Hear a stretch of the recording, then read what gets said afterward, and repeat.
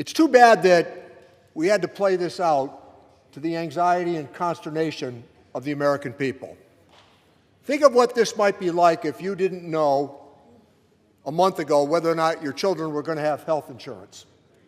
Think of the anguish that you might feel proceeding to the holidays, not knowing whether or not that child would be able to complete the doctor's appointment that you had made for them because you didn't have health insurance. I didn't hear the other side complaining about keeping 26-year-olds on your parents' health insurance. How about the idea that in the ACA, we were able to abolish pre-existing condition for millions and millions of Americans who had been routinely denied the opportunity to access even primary care? I call attention to this because I have watched over these years how the ACA has not only become more popular, but the American people have come to expect the benefits of the ACA.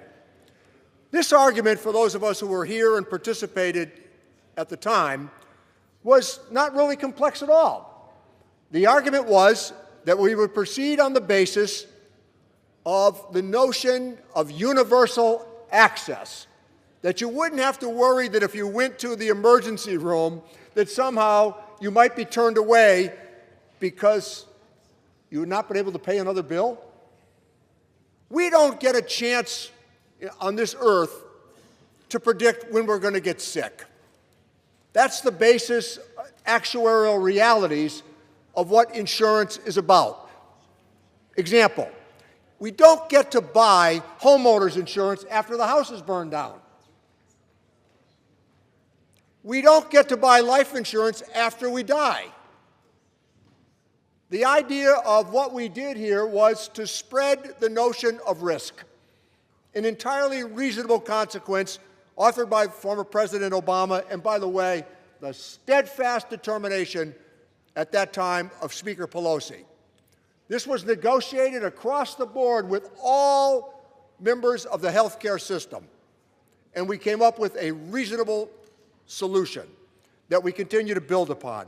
So let me point out a couple of pretty important statistics. 4 years straight of record enrollment in the Affordable Care Act. 24.3 million Americans have now signed up. That's what we had in mind. When you look back at these enhanced premium tax credits, we keep hearing the other side say things like, oh, there's billionaires and millionaires that are deriving the benefit. JCT has said nobody over $500,000 is getting this benefit, and we're open to these conversations as you go forward as well. But only 38% of their tax cuts inure to the benefit of people at the lower end of the economic spectrum. By ending these enhanced tax credits, we will stop the Republican assault on the ACA.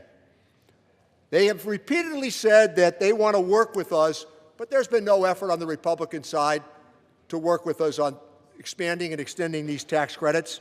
There's been no concerted effort from our Republican colleagues to really put out a piece of legislation, a tax bill, that stands up under the magnifying glass of critical analysis. It's patchwork. It's announced every time we get near some cliff in the debate that somehow they've got a health care plan. We haven't seen it yet. I'm going to close, Mr. Speaker, by saying the same words I opened with. This is a most significant day. This is a happy day for the American people. Thank you for your time. Gentleman, time has expired. The gentleman yields back. The gentleman from Missouri is recognized.